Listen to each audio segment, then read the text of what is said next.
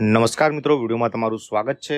તો મિત્રો, આ વર્ષનું છેલ્લું ચંદ્રગ્રહણ 7 તારીખના રોજ થવાનું છે, જે પૂર્ણિમાના દિવસે રવિવારના રોજ થવાનું છે। આ ગ્રહણ ભારતમાં દેખાવાનું છે અને તે સિદ્ધ વિશા નક્ષત્રમાં થવાનું છે।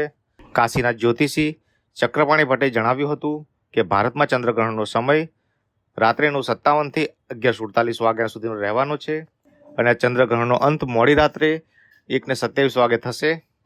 ચંદ્રગ્રહણ વખતે ચંદ્ર લાલ રંગનો દેખાશે, જેને બ્લડ મૂન કહેવામાં આવે છે। આ ચંદ્રગ્રહણ 3 કલાક 28 મિનિટ અને 2 સેકન્ડ સુધી ચાલશે।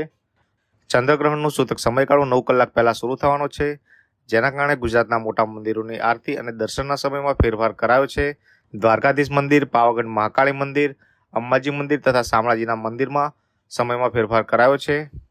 આ મંદિરોમાં ભગવાનની મંગળા આરતી સવારે 6 વાગ્યા પહેલા કરવામાં આવશે અને સવારથી બપોર સુધીનો સમયગાળો સામાન્ય રીતે ચાલશે અને શ્રદ્ધાળુઓ માટે દર્શન માટે ખુલ્લા રહેશે।